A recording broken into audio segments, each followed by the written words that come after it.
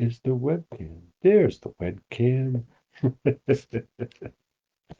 We might.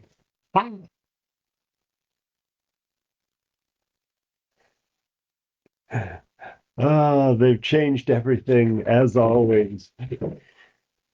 All right. Well, hopefully somebody shows up this evening because I forgot to spam everybody with our info.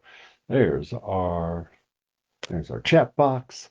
So I'm gonna get started right at 6 o'clock. And you can fast forward 4 minutes if you're checking us out later on YouTube.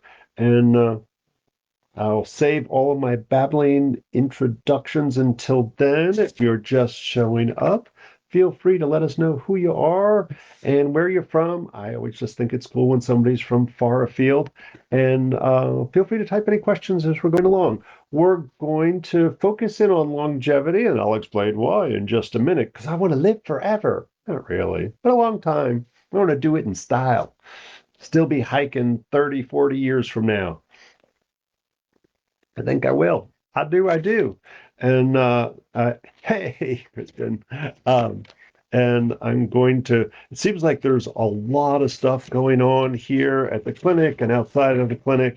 So I'm going to, once we get started here right at 6 o'clock, I'm going to babble on for a bit about all the cool crap that is happening in the very not too distant future here. So it's all very exciting. Um, as always, changes afoot. And yes, I did get your question, Kristen. Uh, got it on the queue. Ba, ba, ba, ba. So I'm going to do a song and dance. Oh, look at that. It's 6 o'clock and let the world know that we're here. So if you don't know, I'm Bob Linde from the Tradition School of Herbal Studies and Acupuncture and Herbal Therapies here in sunny St. Petersburg, Florida. And I am both an acupuncture physician as well as a registered herbalist. And the way I always explain it is I'm an herbalist by passion and an acupuncturist by license. And we've got a lot of stuff going on here. As you can see, we've got a few herbs. So we have probably one of the largest collections in Florida of both Western and Chinese herbs, as well as some Ayurvedic herbs, a lot of the bioregional herbs, which are the Caribbean and Florida native herbs, are near and dear for me. And got a lot from South America as well. I utilize a lot of Central South American herbs. And it's one of those things where if you come into the clinic and you go like, what do you got for, I'm going to say an appointment. But if you go, hey, I need a buck's worth of chamomile, we got you. So always welcome to come and see what we've got. And so we've got 6 days a week at Acupuncture and Herbal Therapies. We've got 4 or 5, I don't know. We got a bunch of practitioners, herbalists and acupuncturists both, that are here 6 days a week. So you can call, schedule an appointment, whether it be for herbs or acupuncture. All of our acupuncture physicians are excellent herbalists. And I want to say all the practitioners studied at least 2 years with me personally. So they're all first rate. They wouldn't be here if they weren't. We've also got an intern clinic 3 nights a week. So on Monday nights, I supervise acupuncture interns from Dragon Rises School in the Bradenton, Sarasota area. So they're either observing or the senior students are treating under my supervision. And so it's an opportunity for people to get acupuncture at a much lower rate than generally available in the community. On Tuesdays is my Western herb students in their final year of practice, and supervised by me or Ruthie, one of the other great practitioners here. And on Wednesday nights, it's my awesome Chinese herb students who are supervised by me and Ruthie. Um, we've also got a medicinal garden out back, which I have lots of exciting things to say about the garden back there because we're about to see some changes. But part of that is a plant nursery. So you can go, we just had somebody come by and they didn't buy us out, but they got 6 comfrey plants back there. So I don't know what they're going to do with all that comfrey. But we've got a lot of Chinese, Western, and Ayurvedic herbs. We've got a few of our Central and South American herbs growing out there. So please come by and check it out or just wander the gardens. And speaking of the gardens, there are big changes there. And so kind of my vision for many years now has to been not to have another kava bar. We got enough of those in our community and they're awesome and I love them all. But to actually have an herbal tea bar and, coffee's an herb too. So I went and got crazy and got a food trailer, and in the process of getting it ready to go and inspected. So come February 25th, we should be open for business, and we'll have coffee and coffee alternative by one of our graduates, Z Plant Magic, which is, I find, actually better in many ways than coffee and has that roasted coffee flavor. We're also going to be working with a local roaster the Yellow Rooster, who's got just a phenomenal selection. And they're working on ethically harvested and fair trade kind of uh, coffee suppliers.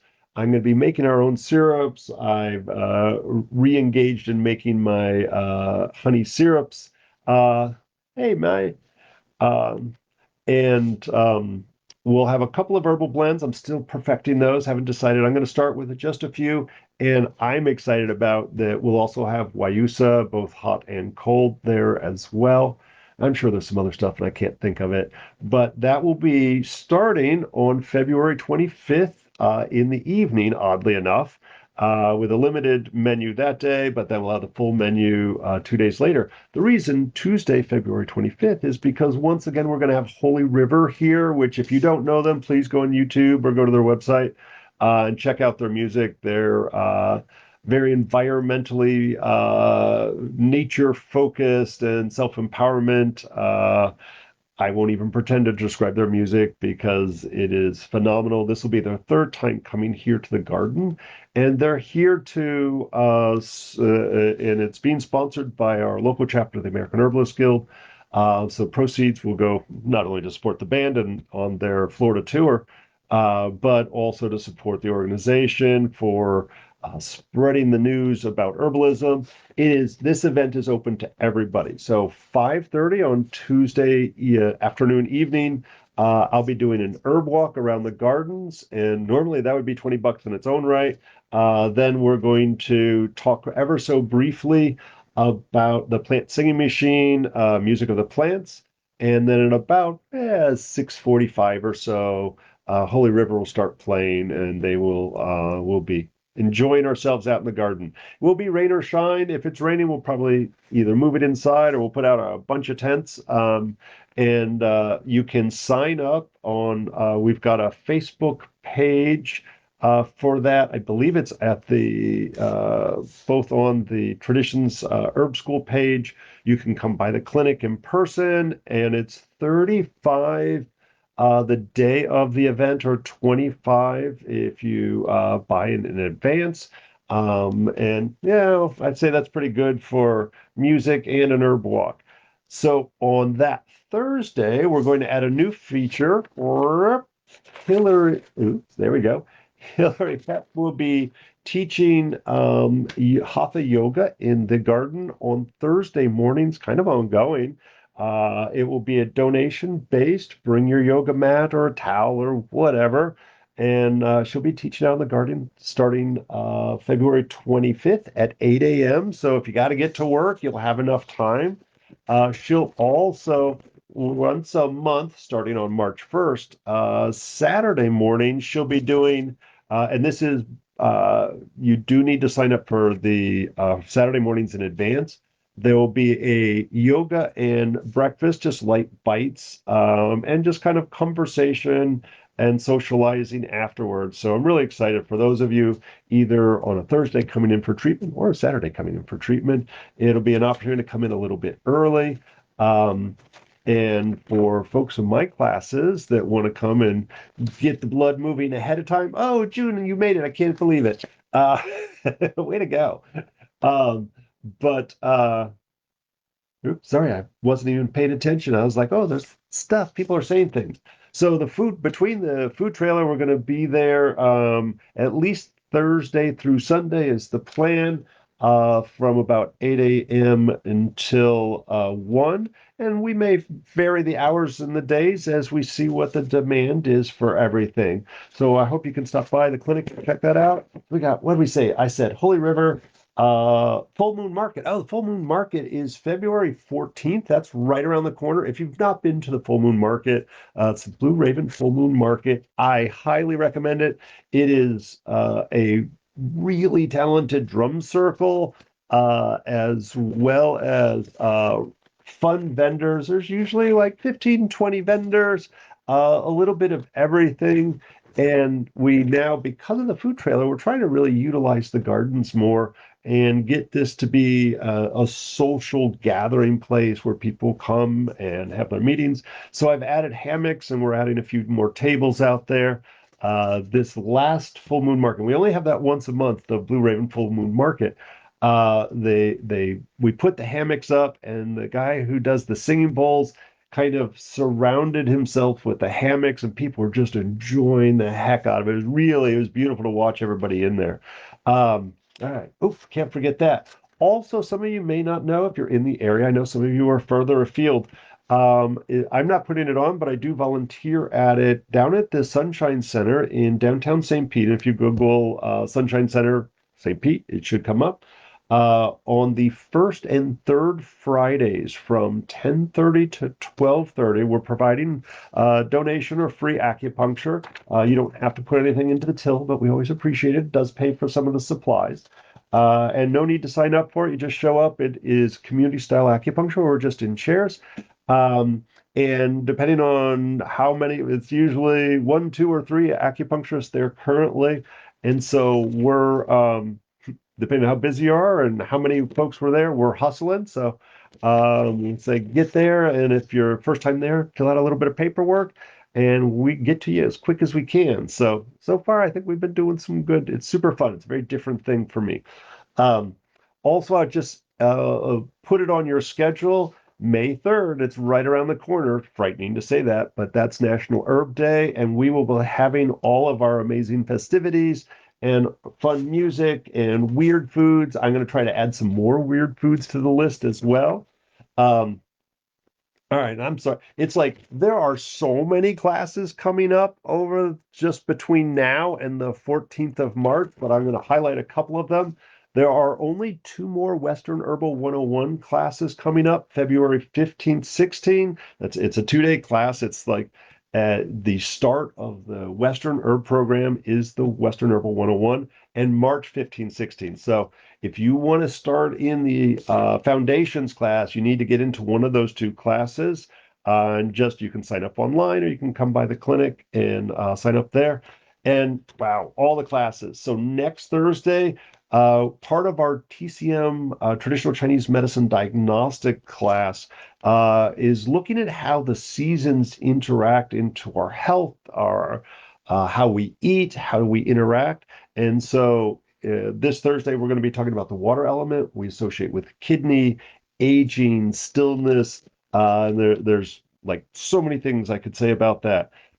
There's also Tis the Season. There's an herb walk coming up on February 7th. That's going to be at least a 2-hour herb walk. It's $30.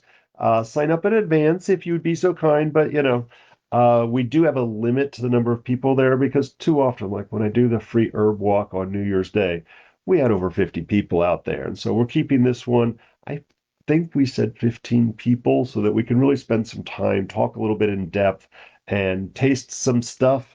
And we're going to focus not on the plants that are growing here in the garden, but the weeds that are around the beds that we've got. So really going to focus in on either our naturalized or native plants that grow here. On February, man, I'm doing an herb walk on February 7th in the morning. That's 10 to 12 for the herb walk. I'm doing herbs for sexual health because, I used to do that every year right before Valentine's Day. So we're going to talk about sex. That usually brings out lots of folks. I'll have to, no, we will make that the focus of tonight. So it's going to be a longevity, kind of the same thing. That is a free class on February 7th, and that will be both live in person, but we'll also do that online. I believe you do need to sign up because that's a Zoom link for that. Our ongoing every month, we're doing the anatomy for the herbalist, anatomy physiology for the herbalist. So this is kind of the start of it, medical terminology. We just started the Business of Herbalism series that Trisha's doing. And so really had a nice turnout I think that was yesterday for Thursday. And so there's still time. You can buy the whole series, which I would suggest. But even if not, you can jump in wherever. So they're going to be focusing on the legal aspects of the business of herbalism. Ruthie's going to continue then on Friday, February 21st, on medicine making. She's going to be talking about maitake. They always make something cool and do weird extractions and yummy food. So it's really super fun. And then she's also teaching the medicine making series. She's going to be working with vinegars. I'm a huge fan of, hey, Daniel, I'm glad people showed up. I didn't think anybody was going to make it. Vinegars is, using non-alcohol extractions and trying to get good medicine out of it, I think is a really important subject as more and more people are going without alcohol. And most of our herbal medicine, in Western herbal medicine, we're doing a lot of tinctures and things. And so I really like that emphasis on doing the non-alcoholic, looking at our menstruum, the thing we extract the herbs with, whether it be water, alcohol, glycerin, vinegar, honeys, or combinations of all of those. It's really can change the value as well as extracting certain alkaloids or emphasizing different things. So really fun classes. For most of these classes, you don't need a foundation. You don't need to be a student. You're just like, that sounds cool. I'm going to go jump in that class. Just sign up ahead of time or day of. Bonus if you let us know if you're coming so we can make sure we have enough supplies for everybody. Our next open forum is February 28th, and somewhere in there, and I'm embarrassed to say this, I'm sure I missed it, but the I will be out at the Florida Earth Skills. I think it's so ridiculous. I think I'm doing like 4 classes out there, 5 classes, something ridiculous. So let me know if you're going to be out at Florida Earth Skills. If you haven't, I think it's super fun. It's not strictly herbal. It's usually a mix of herbs, wild crafting, literally basket weaving, living in your van down by the river, flint napping, you name it. And so really fun. I'm expecting to see Corey Pine Shane there, herbalist who has the Blue Ridge School of Herbal Medicine up in Asheville area. And I think you'd think I would know. I think he's coming down and hanging out here in Florida before that. And so just watch for announcements. We're going to try to get a Saturday or Sunday night class in, and we'll announce it the last time. At the very least, I told him, bring your books and bring your medicine with you. He makes really good herbal medicine. And he has mostly wild crafts his medicine, so he always has some unique stuff from that southeast Asheville area that he harvests. His book is on southeastern herbal medicine that is extremely well known, and so I told him to bring books. It's always nice to have an autographed copy. So we'll definitely be some announcing when he'll be out and about so that you can come and get your signed copy if you want. Um, and you may see that I try to mark some time off when he's here and go canoeing, or we may go hiking. He wanted to wildcraft some medicine down here. So kind of hard to tell him, just go down a piece and about 100 yards down, wander out off the path into the hollow there and find this plant. And so I'm going to have to take him. So if you see me post like CP and I are going to go hiking at whatever park, you are more than welcome to join us. Um, it's usually very last minute. He's not a big planner. So, uh, but it's always a treat to see him here. I usually can sucker him to come and hang out in student clinic a little bit as well. So, sorry, that was way longer than we usually go. Oh, I didn't say herb school. Yes, we have Tradition School of Herbal Studies with both a Western and Chinese herbal programs, all the way from beginner all the way to clinicians. So that's where our clinical practice stuff is. And then we have lots of both free and not free classes ongoing, usually on Thursday and Friday nights, occasionally on the weekends or the evenings. Um, and for those Thursday and Friday classes, those are open to anybody. Some of our weekend intensives, I'll offer a lot of those.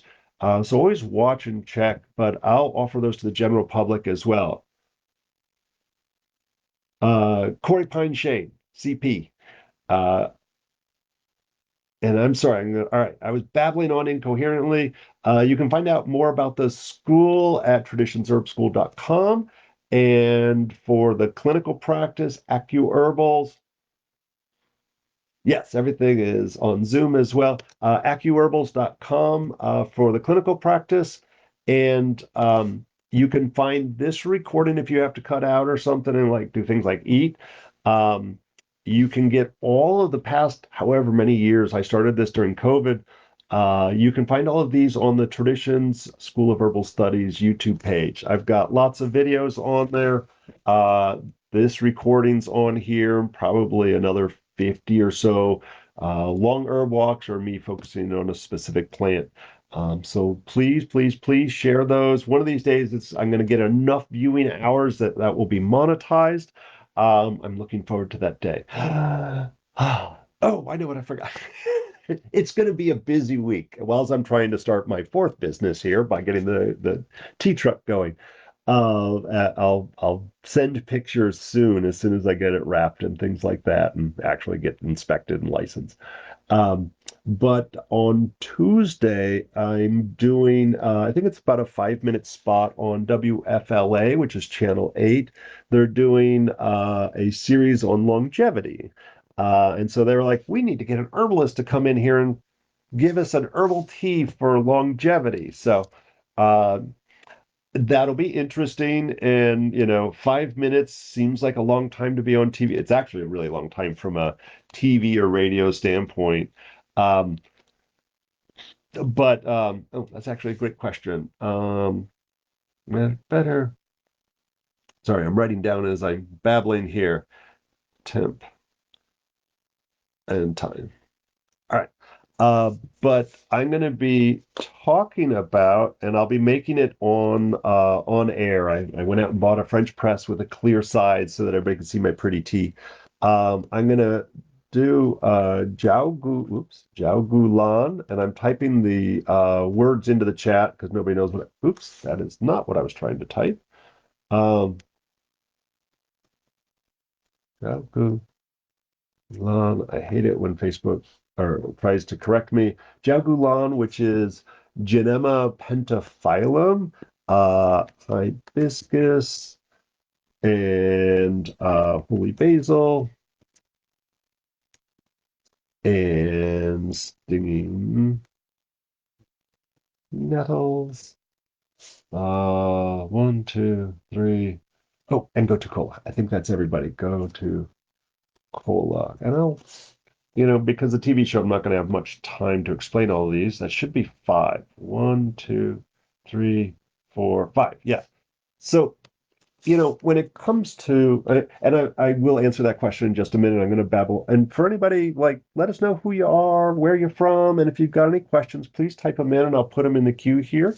I'm trying to be good, and I said I was going to try to create kind of a theme for each one, and that doesn't stop us from asking random ass questions. But I do want to take a few minutes and talk about longevity.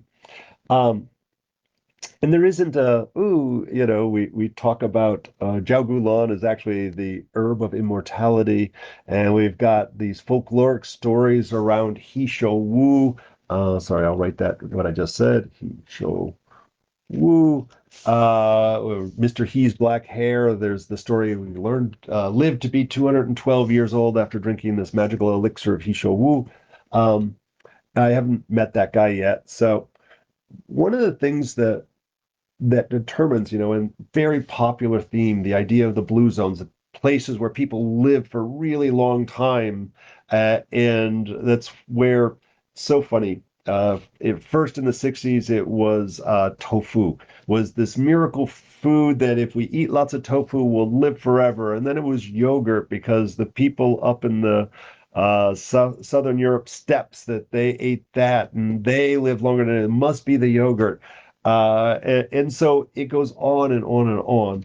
And the reality is the single biggest determinant of whether or not you live a longer than average life is how long your parents lived. And so if your mom and dad both, their normal natural life was to be 60, you could be the most perfect human in the world. You'll be really lucky to see 70. If your parents lived into their 90s, you could probably do just bad behavior make it that long because our medicines have improved somewhat and our access to food and things like that. So the number one determinant is uh, about genetics, and so not to say we're locked into that, but it's hard to get outside of genetics when we look at it, and if folks, stuff happens and people get hit by a truck or whatever, and so how we live our life, the good and bad, the levels of stress can have an impact. After that, what they find, and I've watched this happen so many times, people are like, they're generally very healthy and they retire from their job, and I identify with my job without a doubt. I love my work. I love playing with herbs. I'm making the syrups. I'm gonna like actually make syrups out of vanilla and so forth for the truck. I was like, I'm not gonna buy these chemical syrup extract crap. I was like, I got some vanilla beans, I got some sugar, I'm gonna make some syrups. And I'm gonna do I just did the rose honeys. And so like I enjoy this. I will probably be enjoying the herbs in my 80s and 90s. I'll still be teaching because I love to teach. I love helping people. And, acupuncture is just another tool in my toolbox. But if all of a sudden I was like, you know what, 65 is right around the corner. I'm going to retire, take my pension. There's no pension. I like my Medicare, whatever the Social Security. That's what we get. Yeah, if we're lucky. It's like I'm going to take that and I'm just going to stay at home and watch Perry Mason reruns. All right, half of you don't even know who that is, but that's okay. Um, I'd probably be dead in 5 years, and I've watched that happen so often. And the reality is those folks who, when they retire from their profession, they have, um, there you go. Uh, eh, they go and become a docent. They go and travel. They take up cooking as a hobby. They're taking care of the grandkids. There's all these wonderful ways that they become engaged in their community and in volunteering or and so forth. Those folks, they have a purpose for waking up every day, so they keep waking up. And so I always feel like that mental emotional health is really important as we go and change our daily life goals. It's no longer go to work and pay the bills. Now it's how do I serve my family, my community, the world as a whole, and that really keeps people going. Um, and of course, what we eat and our movement. Exercise isn't always the right word. Like I don't do gyms. I know I hate that. I would rather go and chop wood. I would rather go for a walk. I would rather climb a rope or do whatever, do my Tai Chi or Qigong. Yoga is always a winner. It's funny. I started doing yoga when I was 8 years old, and I don't practice it. So hopefully Hillary will get me back on the stick out there. 8 o'clock's awfully early though. So I work until 10:30 the night before. So we'll see. Maybe I'll just sleep out in the garden in one of the hammocks. Um, so the reality, our food and our movement and our purpose has a huge impact on our health and longevity. But as we leave from that, we're like, what role does herbs have? Herbs can help us with stress. And so there's a couple of categories. We look at adaptogens, herbs that help us adapt to stress, um, and then nervines, things that help for a tense condition, liver qi stagnation, if we're thinking from a Chinese perspective. And so when we're feeling everything contract and tighten up, and hey, I don't care whether you're still working a 9 to 5 or you're retired, you still got to pay the bills, you still got to make food. Life still involves all of us. And so those stressors sometimes start to create dysfunction, disharmony, imbalances. We have lots of languaging that we use around those. And stress makes us choose our inappropriate things that we use. We can use alcohol, we can use drugs, we can use food. All of those things have a negative impact on our body. And so how do we manage our stress? If it's a fifth of whiskey, probably not going to have a good long-term outcome. And I'll come back to that thought here in a second. Um, so herbs can help us adapt to that. Part of either life and our fun bad behaviors like ooh, ice cream, a food that's inflammatory. So inflammation as a whole tends to, I always say inflammation is rust on a human body. And so oxidation is part of what happens with inflammation, and joints wear out, our sinuses get involved, our gut, our digestion starts to become compromised, and we're inflamed. And so anti-inflammatory herbs are really helpful. And of course, we all like to think about memory. We've all had a friend or loved one who, as they age, their short-term memory really starts to degrade. And it's a super challenging, stressful thing, both for the person who's losing their memory as well as their friends and family around them. So I chose those specific herbs a little bit to focus in on that, and I'll talk about those ever so briefly.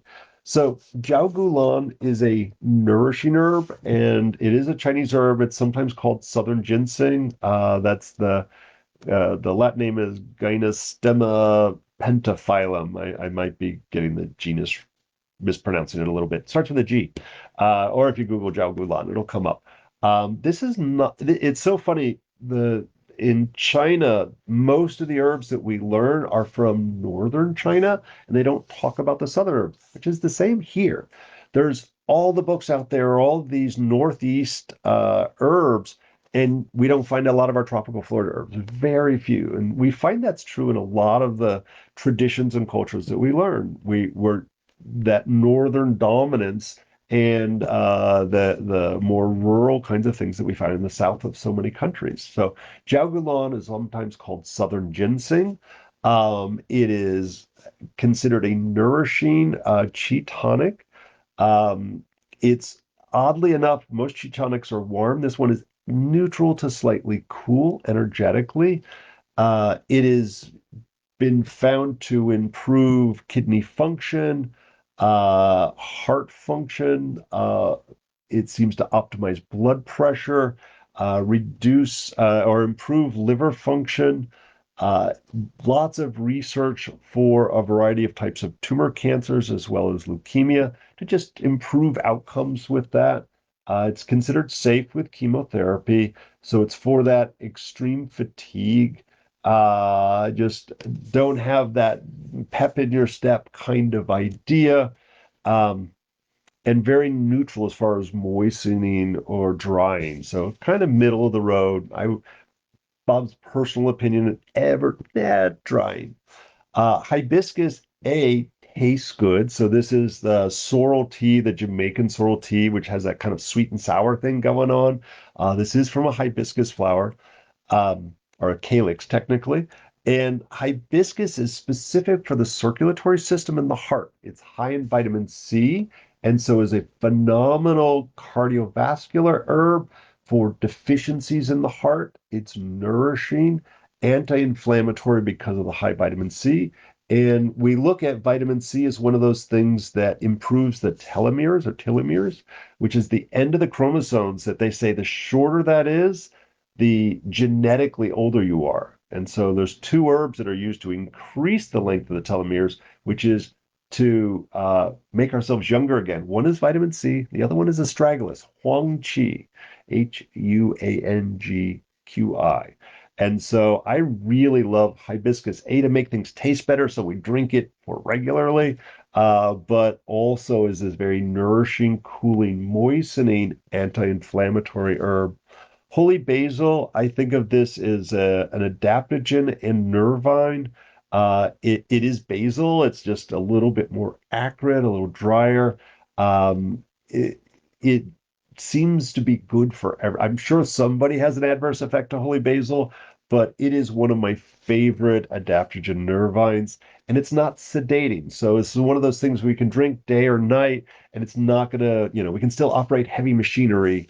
And as a culture, we tend to be a little phlegmy, so I like things a little drier, and that acridness kind of of, the volatile oils that are in any basil, but especially the Tulsi holy basil, seems to kind of diffuse and move things. From a Chinese perspective, holy basil is ever so gently at regulating the qi. Stinging nettles is, again, it's both nourishing. We say it's nourishing to the blood, but it's an anti-inflammatory, but very much so focused as an antihistamine. So for those of us who are like either the outdoor allergies, pet allergies, and by the way, stinging nettles is safe to give to pets too, but also those food sensitivities and so forth. The stinging nettles is a great nutritive. And here's the weird thing, and yet slightly drying.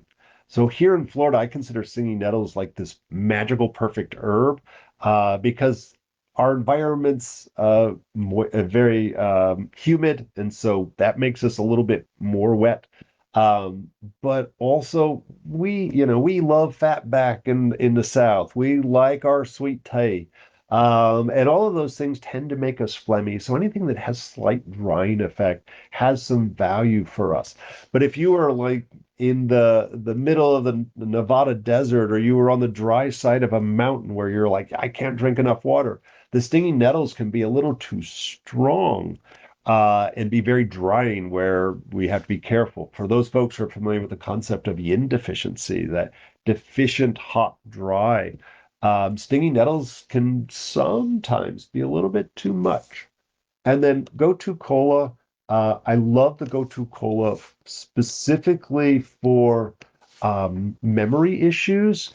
And I use that. It's good for chronic skin conditions. It's antimicrobial. I find it's like anti-inflammatory to the brain. So when you're like, I can't think because I ate that, I shouldn't have had the cheesecake yesterday. And it's not a sinus clog, it's so much as it just kind of masks the brain in not able to focus. I love the Gotu Cola with that. It's one of those things where the dosage is yes, you can eat it as a vegetable. I tend to use Gotu Cola with everything from uh, Down syndrome to autism spectrum disorder. So anything from verbal to nonverbal. It's usually when you see me walking around with my, what looks like kratom. It is. There's some in there, but there's usually Gotu Kola and stinging nettles and whatever other random herbs I throw in there on a particular day. So I'll cook that up every other day, and it really does seem to help with the clarity. So I made a tea of that the other day, specifically for this TV show coming up on Tuesday. And I just did equal portions. And so it's a good starting point for that. And a handful in a French press and drinking that throughout the day, or you can do it more focused once or twice a day. Nothing in there should keep you awake. So that's a nice daytime or nighttime, doesn't really matter. Um, and kind of hits all of those kind of things that we look like that start to impact inflammation and might speed up our aging process a little bit more. So you can adjust the dosage, you can add more herbs in. And increase or decrease based on your own individual energetic or understanding of your imbalances in the body. So, all right, that's my big plug, other than eat your veggies and go for a walk and manage stress and do fun things in your community and your family.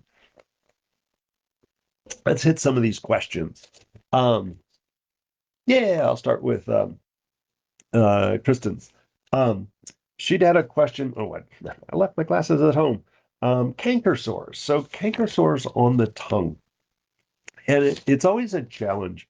And basically, she listed off. She basically did everything correct. So constantly getting them multiple tips for her daughter. Where I don't. How old is your daughter these days? I don't even know. I don't think I've seen her since she was 12. Um, Multiple times, tried everything. Food and drink elimination, toothpaste change, mouth rinse, propolis, myrrh, spilanthes, echinacea, oak, woof, chamomile, all good choices actually. And I love plain yogurt, probiotics, eliminated those potential irritants, chocolate, citrus, and so forth. Um, so let me come back to that, Shannon.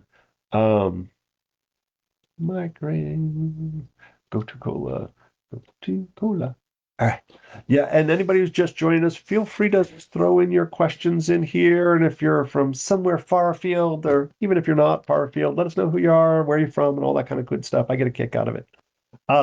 So you totally did the right thing there, Kristen. It's funny, when I was a kid, I don't know why it was an issue, but I remember my mom and for me, the reoccurring canker sores, very common as a kid.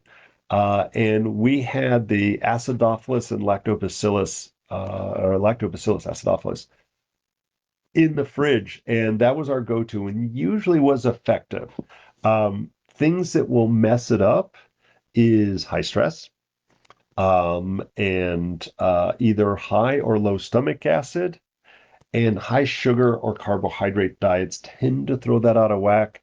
Um, Steroids, antibiotics will mess those, help create those. And I would say the overuse of NSAIDs, the non-steroidal anti-inflammatories, um, those can all have a role in that. From a No, I've never tried to do this before. From an energetic standpoint, I'm going to draw it really big, and I apologize. I cannot draw. I am famous for my bad drawing, if you've ever been in class with me.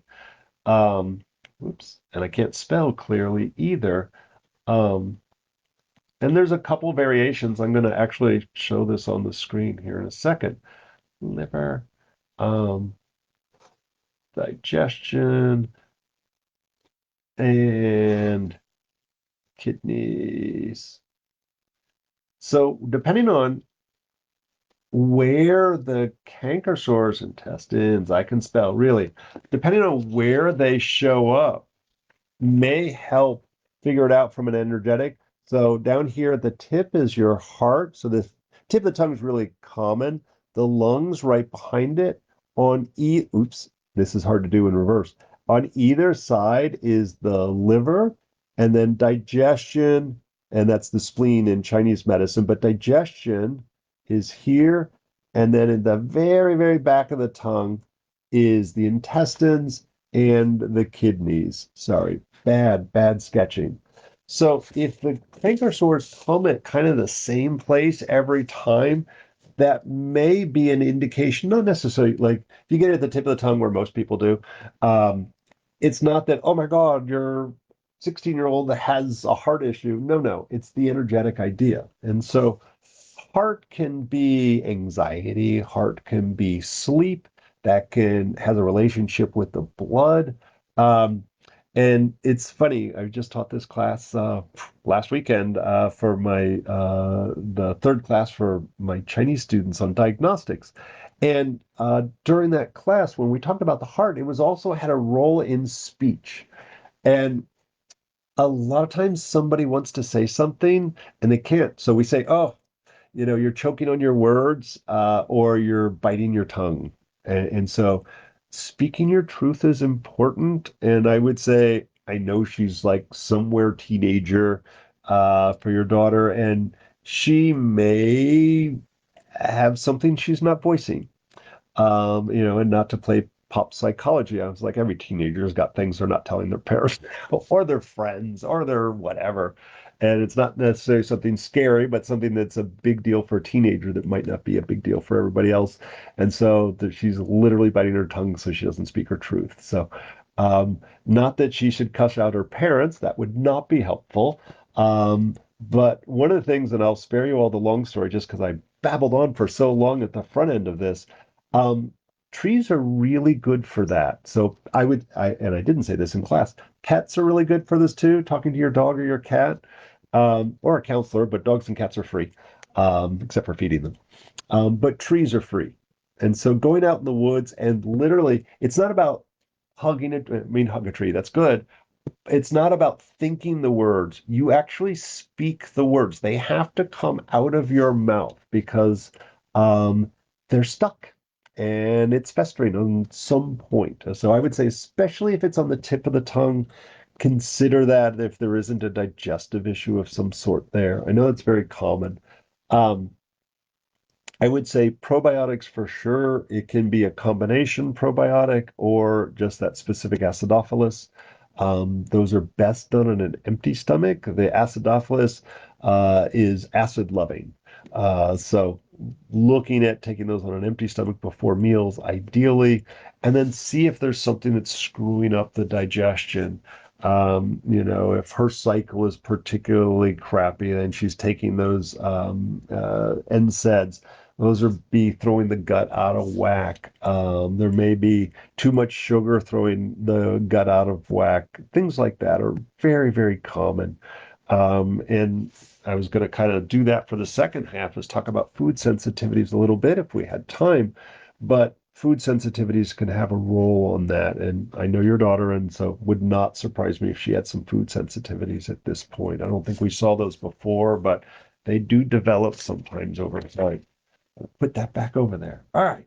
Um, Let me talk about the magic butter machine. And so, magic butter machine, we use that to make a lot of our medicine here, and there's a number of other machines out there, and those are machines that I want to say all of them were designed originally to make cannabis butter out of, so that you could make brownies and fun things like that. And I was contacted by the Magical Butter Machine Company a million years ago. Somewhere there's a bunch of videos out there, because they were like, well, I know we advertise the crap out of it to work with cannabis, but they literally asked me, we were like, we say that it's good for other herbs. Is it? And I was like, I don't know. I've never used your machine. So they gave me a machine, which the price was right. And I was like, no, this is amazing. So in just a few hours, I can make a really strong tincture, alcohol extraction. And so they basically asked me to do a series of videos for them of doing fun stuff with all the other herbs. I don't work with cannabis.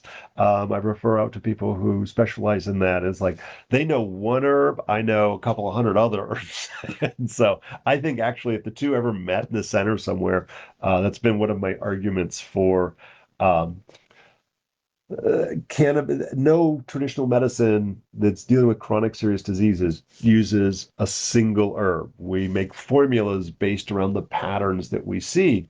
And so magically all of a sudden cannabis by itself is this magical cure-all. And I think cannabis would be so much more effective if herbalists, not herbists, were the ones working with that and incorporating that herb into the formulation appropriately. It comes up in class every once in a while. I'll come back to that. Sorry, being ADD today. I literally at 5 o'clock went, holy crap, I've got open forum tonight, and had to pack up the trailer I was working on all day. Um, so how do we choose the time and temperature? Um, I I will say it's I think they've got like 2 hours, 4 hours, and 8 hours. There might be another setting on there. I don't actually use it as much because I got staff for that. Um, but especially a lot of times at night, I'll turn on the machine because it's noisy for our patients. It's right next to my treatment room. And I always put it on 8 hours because why not? But I believe the setting actually says in 4 hours is plenty of time. But as long as I'm not in a hurry, I always put it on 8 hours, and then it just sits there until we strain it out. As far as the temperature goes, I will say I don't like heating alcohol. So I usually use that as my guide. And so if I'm doing anything over 100 proof alcohol, I don't add heat to it. And opinions vary on that. Some people are like, you can put it up when I think the first setting's like 110 or 120, something like that. You can put it up to that. And I'm like, yeah, you can, but I'm not going to. If we're using our higher proof alcohols like the 195, like basically 100% alcohol, that is very volatile. I don't want a spark to blow up the clinic. So we never use heat with the higher ones. If I got to run it through a second time or something, that's fine. If you're doing water, it's super appropriate. You can use whatever temperature. When we don't want to do it is if you're working with anything with volatile oils. And so those are things that are smelly. Think mint. So if we heat mint, some of those volatile oils are going to be cooked off. Um, so we tend not to use the heat settings with that, or we go very low settings. Um, what else would I use heat? That's kind of it. With a vinegar, you can use heat. I usually don't go all the way up. I think it goes up to like 180 or 200, but it's very common as long as it's not high proof alcohol. I'll usually do 140 or thereabouts. Of course, using oils, we try to keep it under 140, so 120 to 140. Very normal. If we heat the oils, we kind of denature it a little bit. So we always keep the lower temperatures with the oils when we're making those. Glycerin is not flammable, so if we're working with a glycerin, it's really nice. And as long as it doesn't have a lot of volatile oils in it, we don't necessarily, as long as there's no volatile oils, you can kick it up and does very well. So, because very normal, like if you were doing a glycerin, you would do a double boiler. Not to say that's a double boiler, but it kind of works like that. So, yeah, I love those machines. We usually have two, three, four of them running at any given day. So hopefully that answered your question about the time and temperature. Not to say more is better, but more is better as far as time goes. So as much as you can do, if you think about normally a tincture is a minimum of 2 weeks of daily shaking and so forth, um, and up to actually 6 weeks. You can go longer, like it doesn't matter. I have tinctures that I haven't strained off the mark. I think I got some that are over 20 years old. I was just like, yeah, I'll get around to it, and I never do. And I had a ginseng that I steeped in alcohol for, I want to say 18 years. It's pretty good. And it does, as long as it's covered and in a high enough proof alcohol, um, it's not going to go bad. You're not getting more benefit. There's a limit to how much of the constituents in the herb can get put into the menstruum, the alcohol or vinegar or whatever. And so there's a saturation point that you really can't get past that without adding more of the menstruum, the alcohol or the water or whatever. So there's not benefit to going past that. And after 2 weeks, there's less and less benefit from it. But the big things that make a difference, shaking it every day. And so the reason the magical butter machine works, it's got a blade in there that spins like every minute or so. So that is breaking up whatever the herb is and mixing it so it's exposing breaks it into a mush basically. It's exposing more of the herb to the menstruum, to the alcohol or whatever, and it's agitating it. It's mixing it, which is like normally we're like, oh, every day try to shake it for a few minutes, and then we set it and it sits down. So instead, with this, it keeps agitating it, and that is a way to speed up that process. So that it really makes a big difference. And I would argue I am less than ideal at shaking my bottles every day. It's why it's probably good that I leave them for 2 years and it's like once a month maybe I shake it. And so this guarantees that it's agitated the whole time. And I would say it's at least as good as those herbs I let steep longer without the machine. So I've been very happy with them. And I've used some of the other machines. They work really well as well.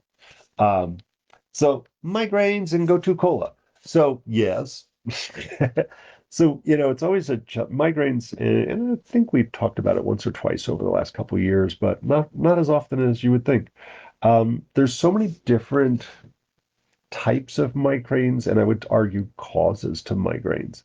Um, and so whether go-to cola is appropriate or not may determine more like how come you got a migraine. And I would say those migraines that respond to an NSAID, like an ibuprofen, would probably respond to gotu kola. Very likely those migraines that are caused by food or chemicals very likely would respond to gotu kola. The trick would be to get enough of a dosage in there. And so too often people are like, well, I did one dropper of a tincture or I did a capsule and I gotta do anything.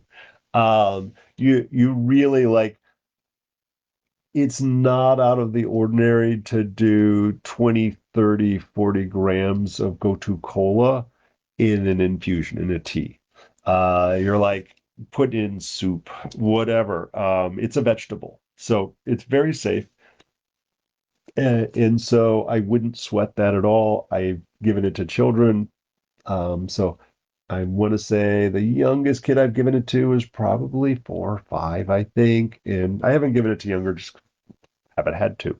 But would be super appropriate. And I do love it for autism spectrum disorder. It is definitely a go-to.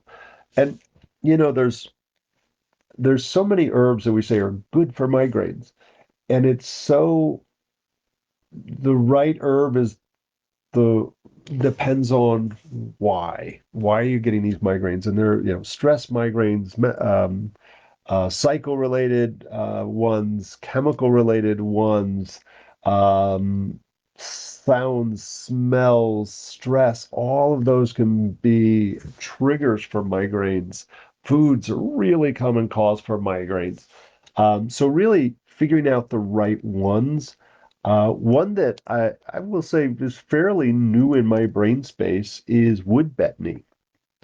Stachys officinalis, I believe it is. And I would say in very similar in function is our Stachys florida, which is the rattlesnake root. And so same genus, different species, look similar, but classically the wood betony is the one that's used.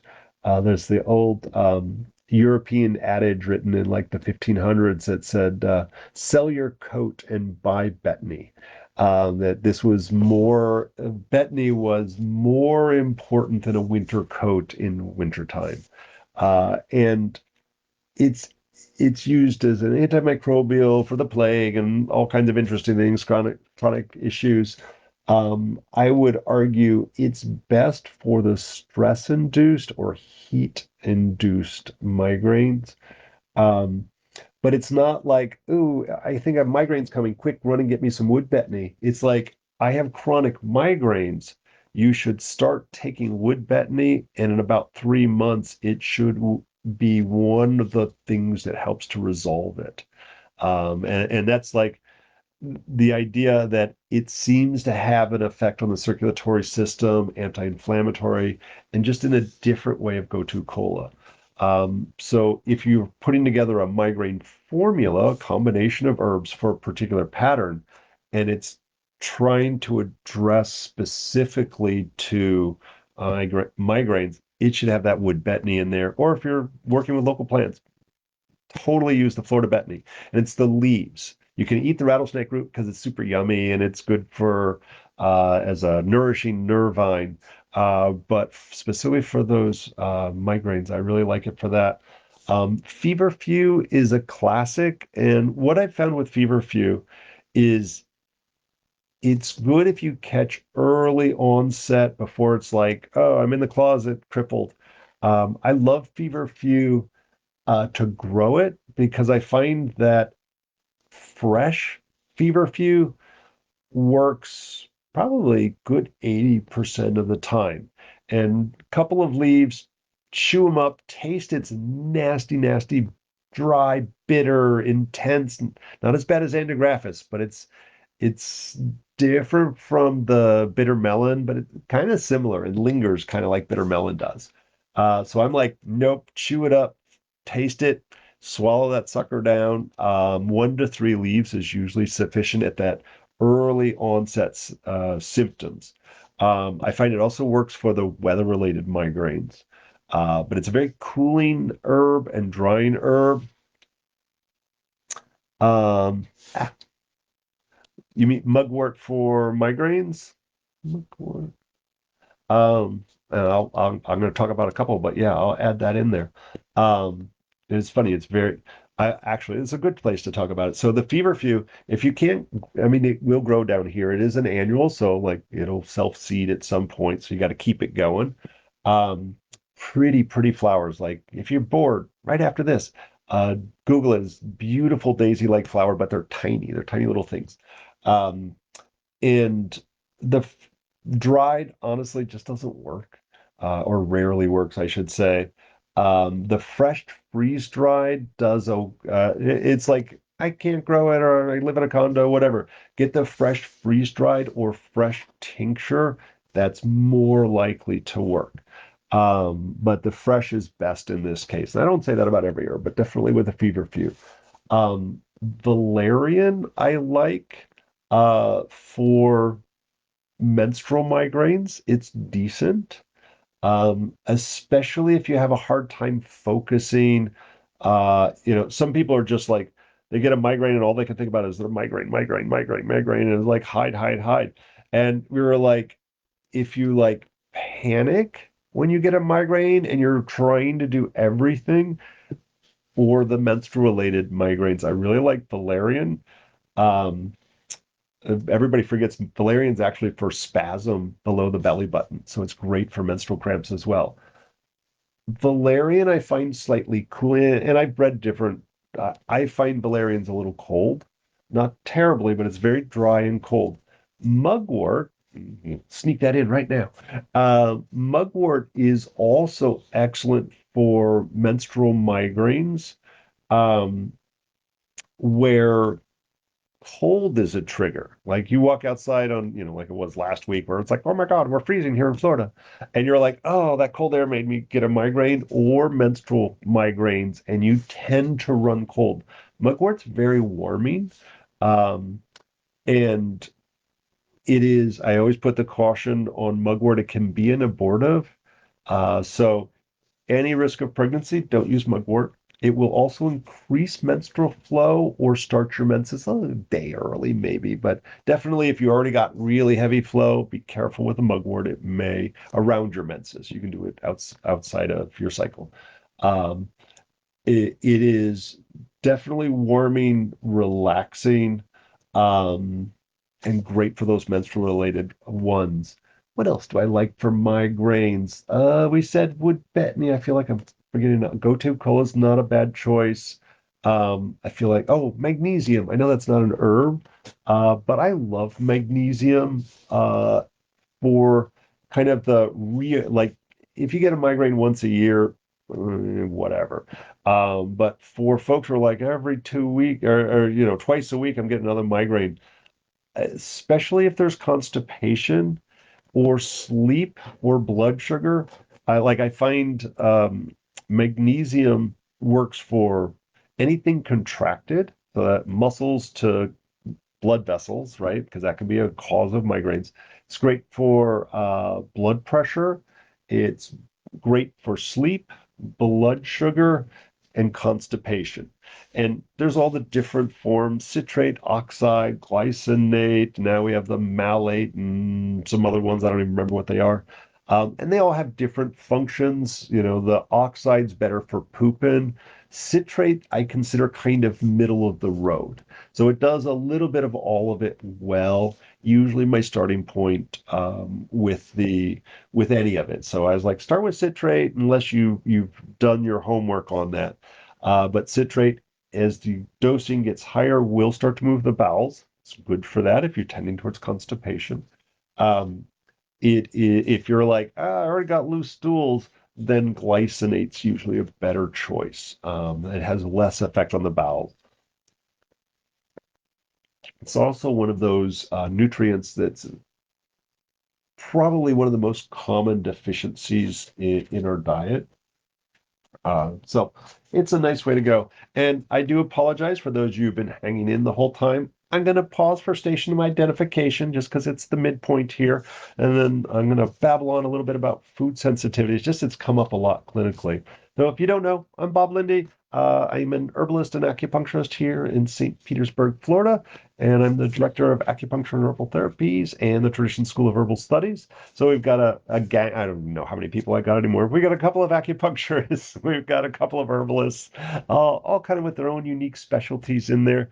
All of them have trained for at least, if not longer, 2 years or longer with me. And I let them treat me. So like I think very highly of them. They all have a unique niche and specialty. So if you call in to get an appointment, just say it's not wrong to say like, "Hey, I'm coming in for pain. Hey, I'm coming in for mental or emotional health," and we'll try to get you steered in with who the best person is. The Herb School, Tradition School of Herbal Studies, is got both a Western and Chinese herbal programs, all the way from I don't know anything through clinical practice, and that leads us to for folks where it's like, it's not cheap to come in the 6 days a week that we've got practitioners here. So if price is an issue for you, um, on Monday nights, we've got acupuncture interns from Dragon Rise's school that come here and they're supervised by me. And on Tuesday nights, our senior Western herb students supervised by me or Ruthie, one of the other practitioners here. And on Wednesday night is my Chinese herb students, and all of them are great. There's like some people prefer one over the other, but checking out all of those. Also, I would say if you're considering coming to herb school here and you're like, let's see if these guys suck or not, like come to student clinic and see how they do.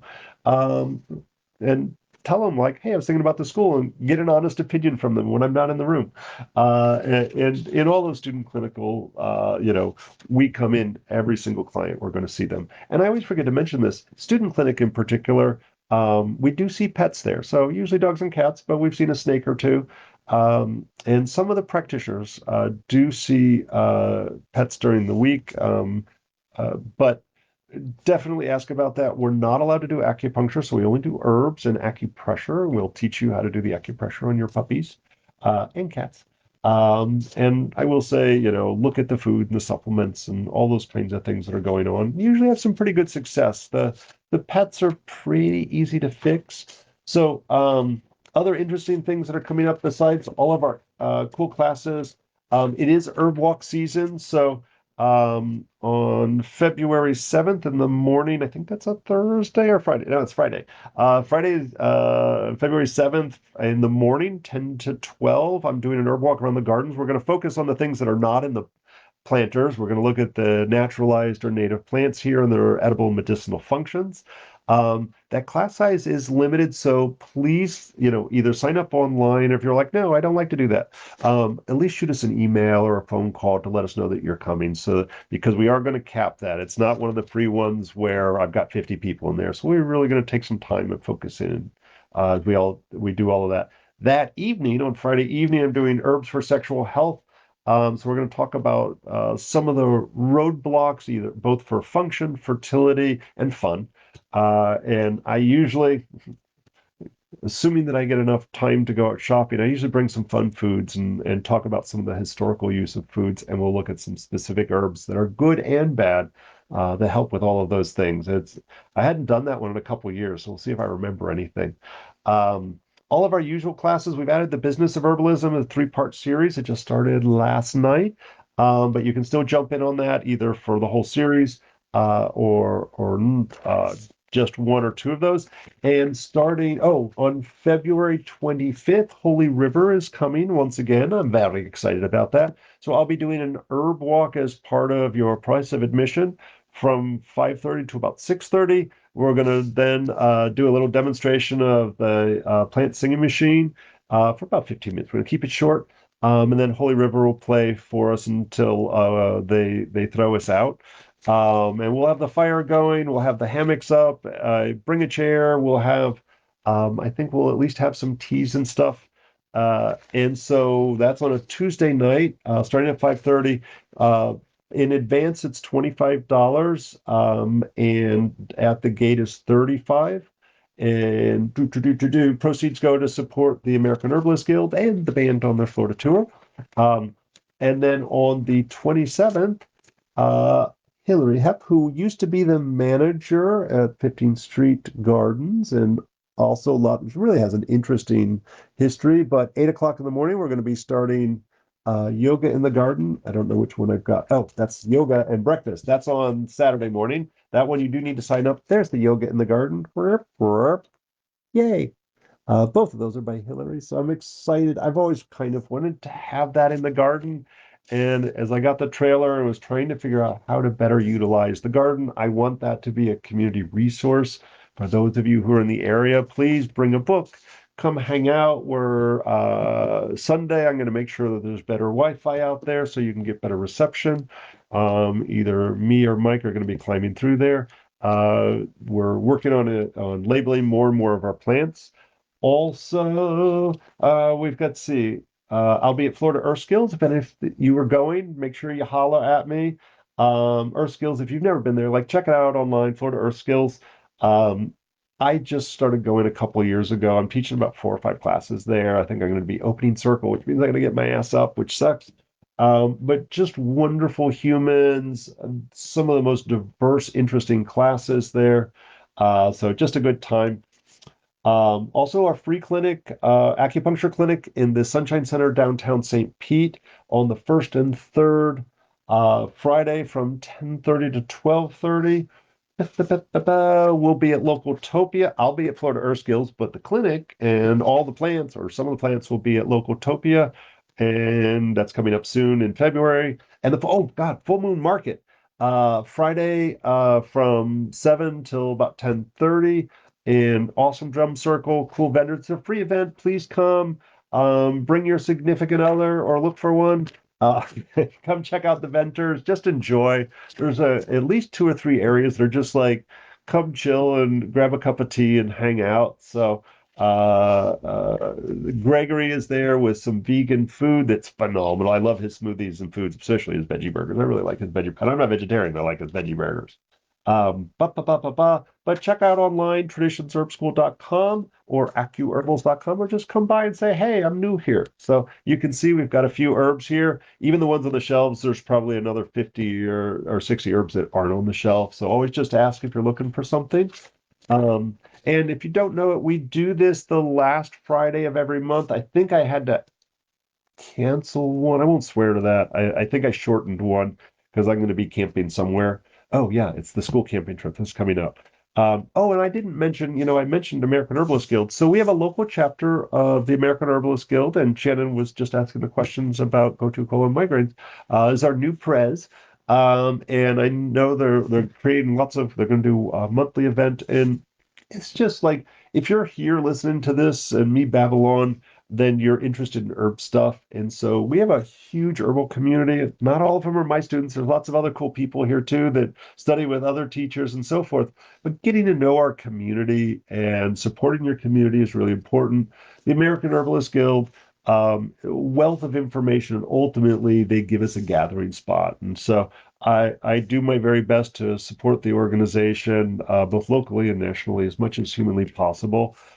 So there's sometimes their events are at our place, but sometimes they're going and like they went and visited the factory at Evil Bone Water, and they've gone to nurseries and do herb walks out somewhere. So you do not have to be a member of the American Herbalist Guild, although we encourage you to join.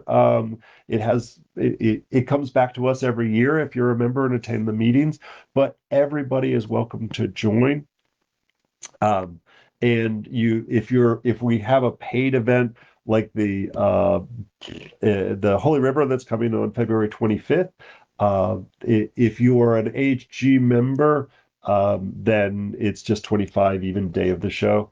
Um, oh, I know what I forgot on Tuesday. The reason I started this whole enchilada with the longevity was I'll be on WFLA channel 8.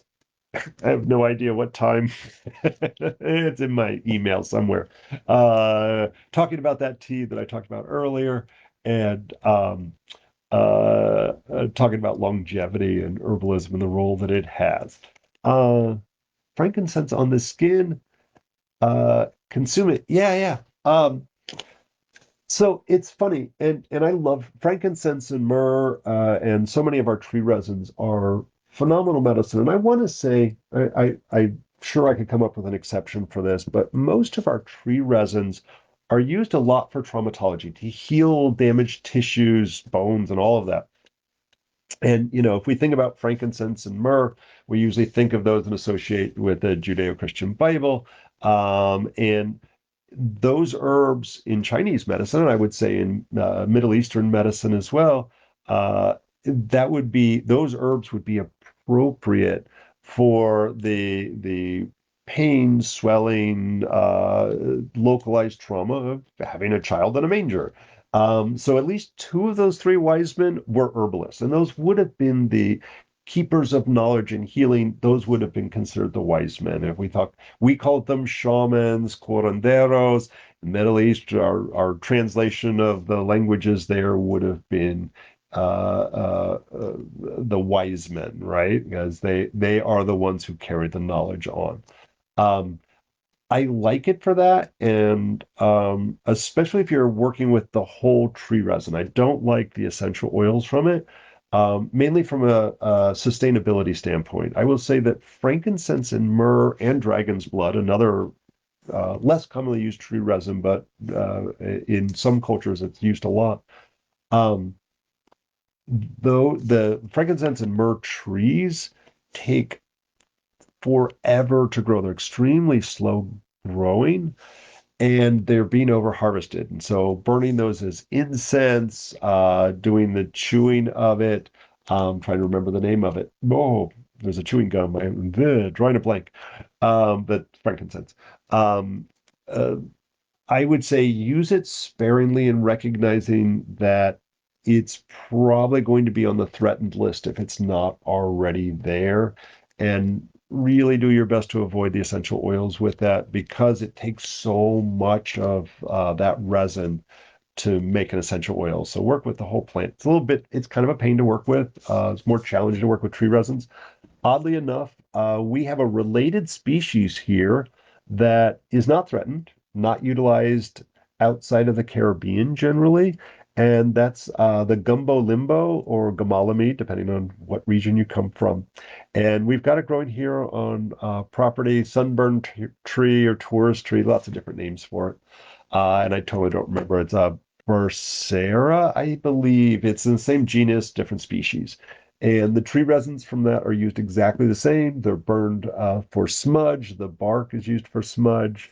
The leaves are used specifically for poison wood, which is like really bad poison ivy that goes throughout the Caribbean. I think it made it as far as like southern Florida. There might be poison wood there. I think I've heard Key West does, but who knows if it's expanded a little bit past there. Um, the Wow, can't believe I can't think of it. There's a chewing gum you can, if you go into a Middle Eastern or Palestinian Middle Eastern market, they'll have a chewing gum, mastic gum, that is used for stomach ulcers. It seems to have a real benefit um, in H. pylori for the bacteria that comes with stomach ulcers. And so a lot of people would chew that and consume it for that. You can, it's kind of hard to work with because it's a sticky gum resin. Um, and yeah, it is hard to get it into the oils. It's definitely a lot more work to powder it up. And it gums up your machines. It has to be heated very slowly. It's challenging to work with the tree resins. If you get it fresh out of the trees, it's a lot better because it's still kind of runny. The resins can be heated. They don't seem to be damaged. So we do that with pine resin and some of the other ones. By the way, pine resin's phenomenal internally and externally as well. For some reason I have lots of bitter parts stuck on me. Um, Gumbo limbo. I'll type that in. And I'm sorry, I don't remember the Latin name. I think it's a Bursera. Gumbo. If you Google gumbo limbo, uh, it'll come up. I learned it is gumbo. I think I'm spelling that right. We don't spell it in the Bahamas. We just say it. Gamalami. Same thing, just the common names. I think it's a Bursera is the Latin name. I used to claim I had the northernmost Gamalami tree here at the school, and then I found one off of Park Street. There's There's a waterfront park on the west side of Park Street, just before you get to Tyrone Boulevard. And if you go there, they actually have a couple. They're small, but if you got towards the water, I haven't been there since the hurricanes, but I assume they're still there. And I found definitely a lot on the south of here. If you go down to Sarasota and some of the parks, there is a ton of them in there. Is a soup. Okay, that's weird. Uh, I don't think I'd want to put it in soup. It doesn't taste that good. The other one, and it's always funny. The things that are most common, we don't think are exotic. We need something from India, the Middle East, or South America, things like that. Sweet gum. If you look up the uses of sweet gum, and the Cherokee used it a lot. I would say all the native people in at least in the Eastern Seaboard, use sweet gum uh, as traumatology medicine in particular. The resin of that is used. The Chinese use sweet gum as well. The little sticky balls that, like when you were a kid, you whipped them at your friends, and because they hurt. God, kids are weird. Uh, kids are awesome. But the Chinese use the sweet gum fruit. And it's an herb called lulu tong. We use it for menstrual pain. It's good for blood stagnation. The Cherokee used all of it, right? But specifically the tree resin, the inner bark could be used for traumatology. And it's funny, some of you may remember when I guess that was just in the spring. I actually took a vacation and kind of a bucket list kind of thing. And I went and canoed from the Okefenokee Swamp, 100 miles down the Swanee River. And, because that went by myself. And because that wasn't challenging enough, I decided to wild forage along the way. And for whatever reason, there was torrential downpours the day before I left, and so the river was at flood stage, or was flooding, I should say. And I was not able to find a lot of food along the way. And so, I mean, I found enough. I didn't, obviously, I made it out. But it was a very limited diet. I lost a good 10 pounds in 7 days, so it is a weight loss option. And but one of the plants that I had not, and I think I had done it many, many years ago and must have forgotten because the taste was so familiar. But whenever you find a big sweet gum tree, there's always some little baby saplings that are maybe a couple of feet high. And so when I got the tiny, tiny leaves, like no bigger than that, they were translucent and kind of almost a grayish green or silvery color. Those were so yummy. And I was just chewing those up just as a snack. And then I did, as I got a couple of days downriver, and it was less floody. I started to make soup out of ground nuts, and sorry for the vegetarians, but I caught a black snake, so I got some protein like the second to last day or something like that. And so putting the sweet gum, the tender young leaves in there were so aromatic and flavorful. If you have the opportunity to snack on one of those, I so encourage it. It was wonderful, wonderful food. And so you wouldn't want to make a salad out of it, but to have a couple of leaves as a spice or a flavoring, also to get um, the green spiky fruits just as they're like changing from green that they're not open yet. And there's those brown seeds inside. Uh, and if you get those seeds out, like the way to do it is get them right before they fall, before they've opened up and dropped their seeds, pick them, put them in a paper bag, and leave them for a couple of days. They'll actually open up pine cones. You can do this as well. They'll open up and drop their seeds, and mortar and pestle or whatever, and you can mash those up. And if you mix that with some walnuts or pecans or something like that, if you've got cured dried meats, you can mix that and really help with flavor, digestion, and it's a wonderful anti-inflammatory, mildly anti-parasitic. So sweet gum's one of those, like we don't have to go to the Middle East. We got some magical, magical plants that grow right here in our environment. So come on a nerd walk, I'll tell you all about it. Actually, you know what? I don't have sweet gum planted here. I need to remedy that. Sounds like a job for me to do on Sunday is to go. There's a, oh, I can't think of the plant nursery I go to on the other side of the bridge that I really like. They're only native plants, and they've got sweet in the name. Sorry, brain cramp, long day. But really nice selection. They don't know they're medicinal plants, but they have a ton of medicinal plants. And a lot of the plants that I've got planted out back here, I purposely got from that, trying to err on the side of native plants. That's where I got my gumbo limbo plant tree originally, and I need to go get a sweet gum. So it needs to be growing here so we can nibble on the young tender leaves as it grows. It is a huge tree, so I'll have to find a safe place to put that. So we shall see. All right. If you're just joining us, let us know who you are, where you're from, and feel free to type any questions in. I don't think I lost any. If you typed a question that I did not address, um, I'm going to skim back.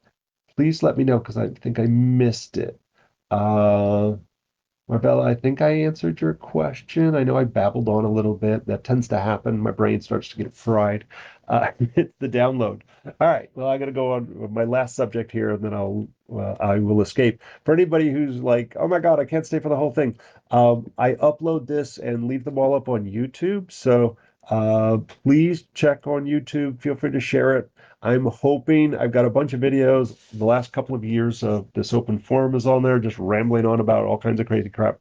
I have not. I've got enough subscribers to my channel, but not enough viewing time. So next time, pull up the thing and go take a shower, go for a walk for an hour or two, and let it play so I can. Hey, hey, Elizabeth, so that I could make it, so I could make my $5 off of YouTube. I'm sure they've taken that much money from me in some form or fashion. So food sensitivities. I've had, it's one of those things there isn't like, probably if you're here, you've heard, oh, gluten's bad and dairy bad. And yeah, those are really common. And most people know it that, if we eat too much bread or pasta, that we get a little phlegmy or bloated or edemic where we're holding on to fluids. Dairy, and I'll generically say that anybody with African or Asian descent, um, over 80% of those people lack the enzyme to break down milk and any dairy, milk, cheese, and so forth. So I find that community um, tends to be inflamed. They freaking don't even know it because who doesn't want to eat cheese? It's so yummy. But that's my starting point on specifically with that ethnicity. But I'm going to spare you all that and like, no, please investigate all the hidden places of gluten and so forth. The one I want to talk about a little bit is nightshades. And I started studying this crap when I was like 8, 10 years old, and I'll spare you the saga. There was just an article down in the Sarasota, not the paper, magazine down there. And I'm sorry, I posted it on my personal Facebook page a couple of days ago. It was a really nice article. The guy spent a lot of time hanging out with me and chatting, where that's not common for a reporter. So I really had a lot of fun. I was doing an herb walk down in Sarasota a couple of months ago. Um, but I knew about nightshade sensitivities, and it was like once a year, maybe I found somebody that I kind of suspected. Now I'm finding like 1 in 5, 1 in 10 people. And so certainly I'm seeing more clients than I did, when I was 17. But the reality is I've never seen so many nightshade sensitivities, and primarily since COVID. And some are vaccinated, some aren't. So I don't think it's a vaccine thing. I think it's a stress thing. The since COVID, it's been super stressful for everybody involved. The between politics and the fear that went with COVID, um, it was a rough couple of years for everybody there. I think I aged double during that time, and And so as we start to see the digestion becomes challenged, whether we talk about gut permeability, leaky gut, the vagus nerve, and the decline of stomach acid and HCl, and I've talked about those in the past, and I'll spare you all the rehash since I see a lot of the same names, but you can find those in some of the old episodes. Um, I think one of the outcomes is an increase in food sensitivities. And I will say that usually you can figure it out doing elimination diets. You can Google that. A lot of times I can just like, and I'm such an ass. What's your favorite food? It's that. Whatever you're eating the most of, whatever food you love, and you're like, I can't turn down that. It's that. Um, and it's funny. I had a woman in, and she had a skin condition. Nobody could figure it out. Been to every doctor, did all, some of the drugs, and blah blah blah. And ultimately, it was just like nobody can figure it out. Like, I don't know. Here's your steroids. Otherwise, suck it up. And I think I probably could have turned that appointment into a 30-minute appointment because it was, to me, it was clear that it was a food sensitivity. And she loved everything that was nightshades. And what's not to love? And so your nightshades are tomatoes, potatoes, all peppers, hot peppers and sweet peppers, eggplants, um, tomatoes, eggplants, peppers. Okay.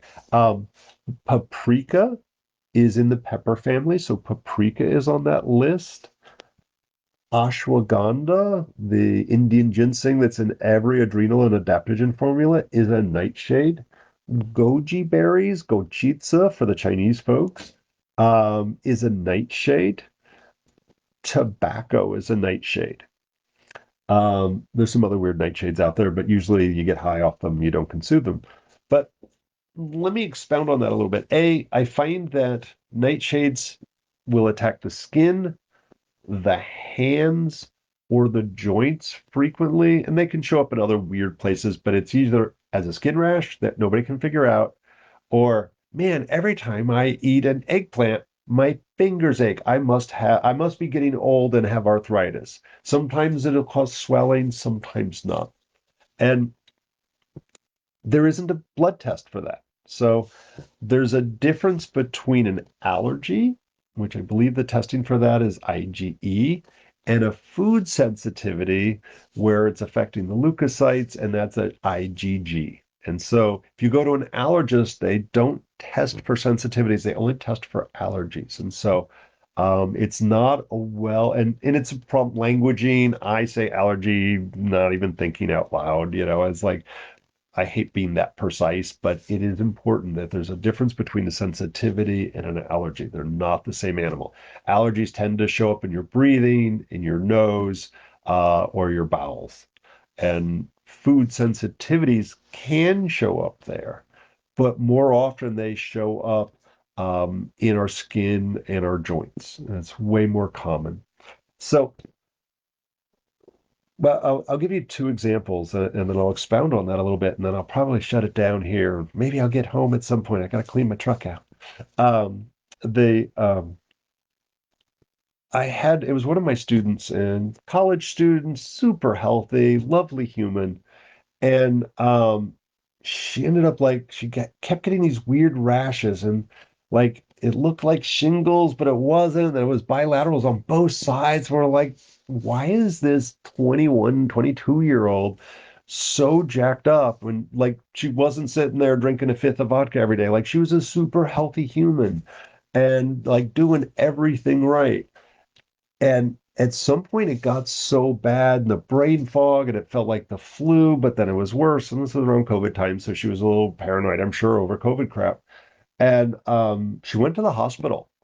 And I think she spent like 3 days in the hospital. Her symptoms all got better. They never figured out what was wrong with her. $1 million of blood work, biopsies, blah, blah, blah. We don't know. And sent her home. And within 2 days, everything flared up again. And we were just, I like sitting there chatting. She was in student clinic and we were just chatting.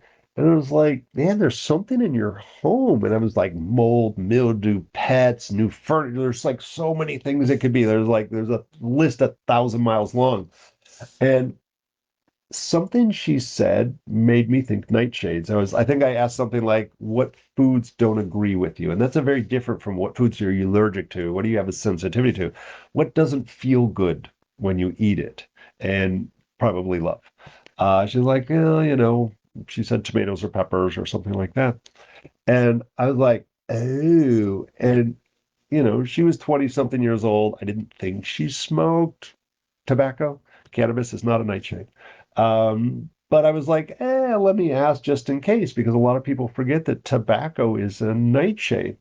And she was like, no, I don't smoke. And she was like, my mom does. I was like, and then she mentioned that she lives at home and her mom works from home. And so what was happening if her mom was in the house smoking, because that's where she worked from home, and if she was home and not her boyfriends or wherever she was, so the more time she spent at home, the more she got exposed to nightshades, secondhand smoke, that she got sicker and sicker and sicker. And so eh, we figured that out, and then we're like, oh, this changes everything. I'll give you another example. As gentleman came in and he had a host of health issues and he was far from perfect. He wasn't eating right and exercise, but he was way sicker than he was supposed to be. Had some weird arthritis, but they were like, well, it's not rheumatoid, but it's not really osteo. We're like, we don't understand. Um, and he wasn't, and he had mentioned, I was like, what foods don't agree with you? And I think he said tomatoes and peppers. And he's like, I didn't know what an eggplant was, and that was kind of it. And I asked him if he was a smoker. He goes, well, not cigarettes, just, you know, cannabis. And so it always sounds weird. I know they think I'm like trying to bust them or something. Um, I was like, how do you smoke it? And so there are many ways.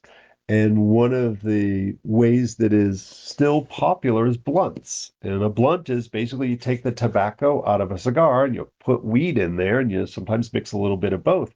But even if you took all the tobacco out of the blunt, the wrapper is why people are doing it. The wrapper is made out of tobacco leaves. So he didn't identify with smoking tobacco. He only identified with smoking blunts or the cannabis.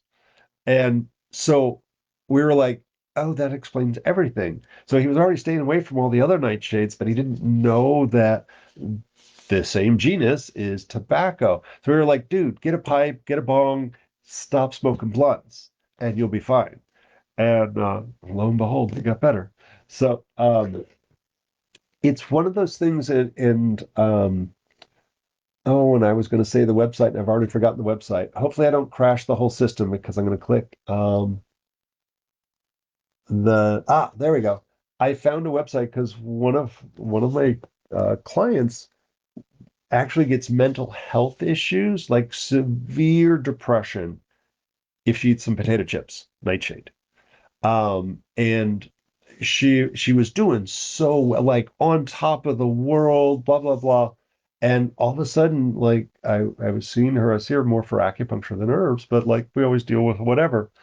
And she's like, man, depression has been so vicious and severe, and like it didn't match. Like she was eating so well, and we found she liked hummus, and the pre-made hummus almost always has paprika in there.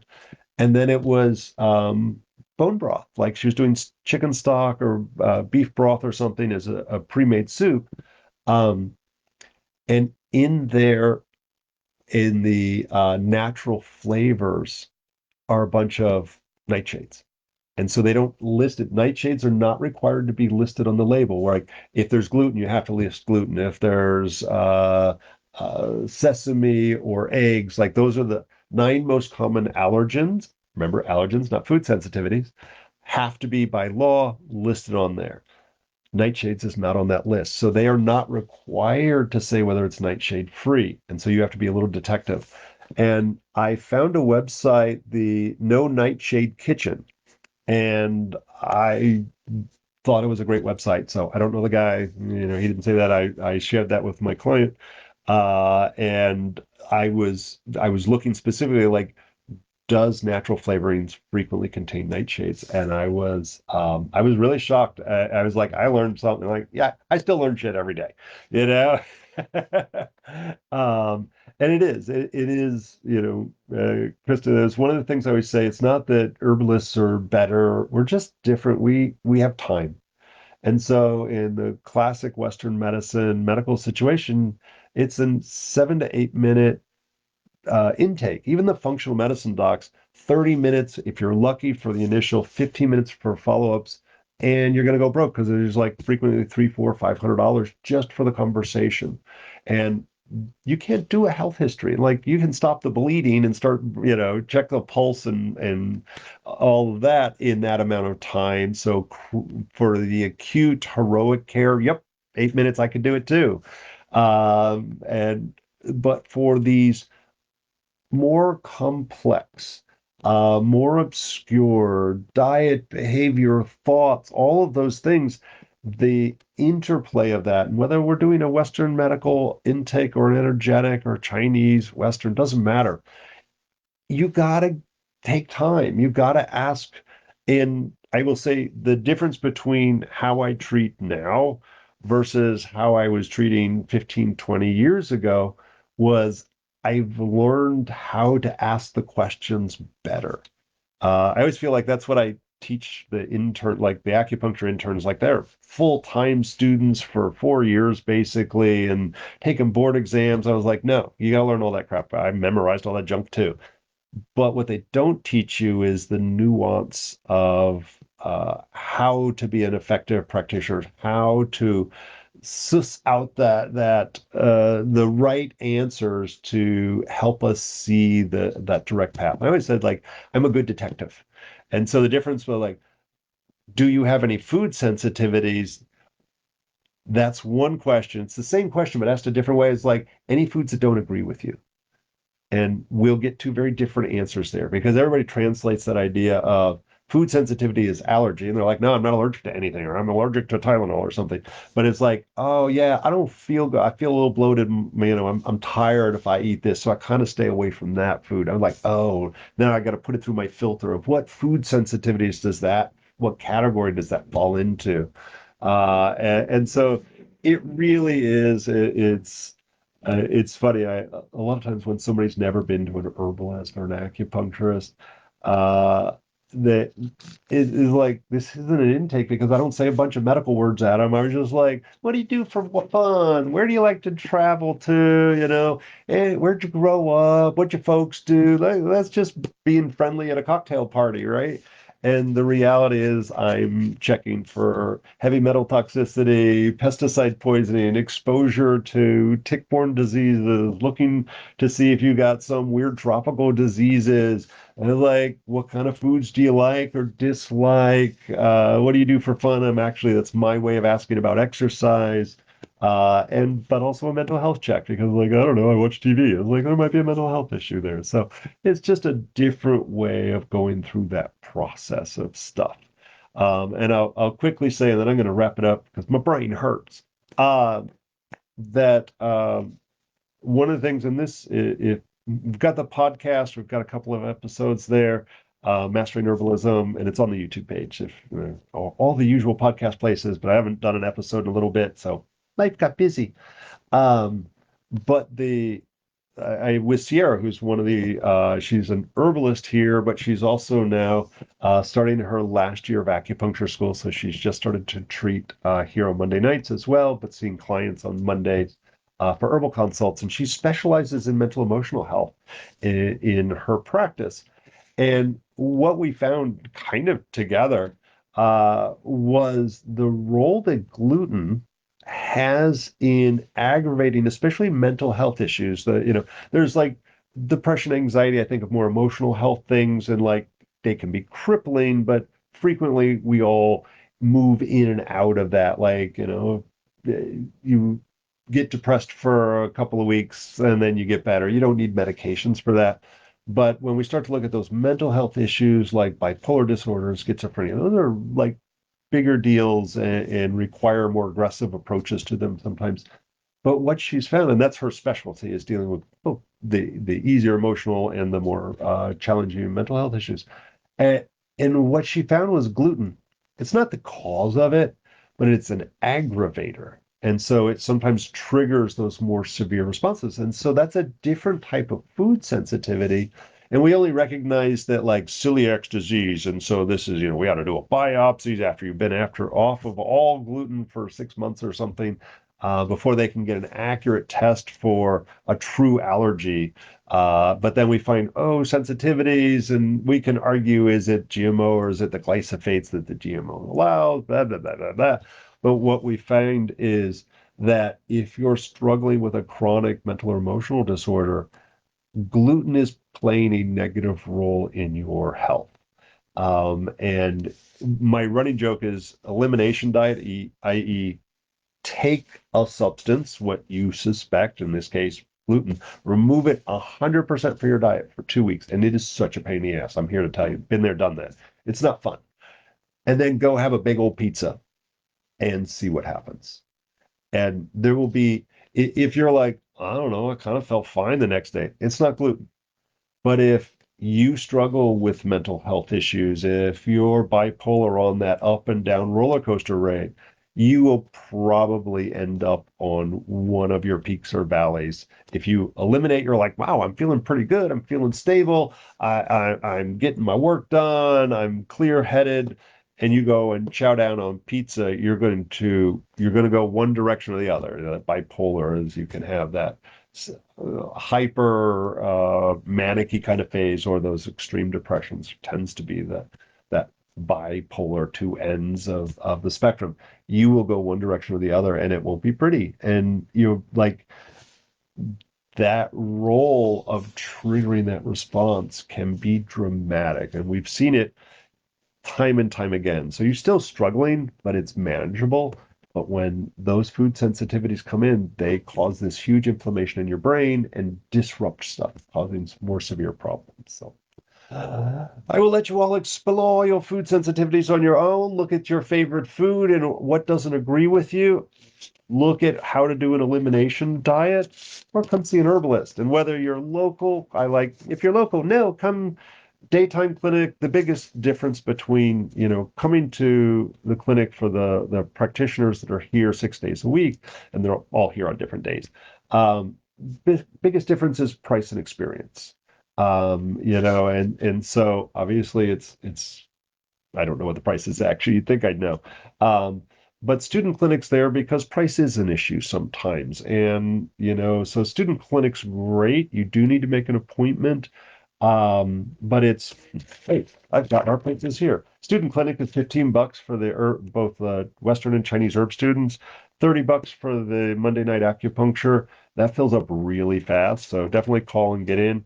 So, having both really makes it accessible no matter what. So if you're hoping to work on longevity or live forever, whatever, or trying to deal with a specific health issue, please come see an herbalist in your community. I've got a lot of graduates out there. They kick ass.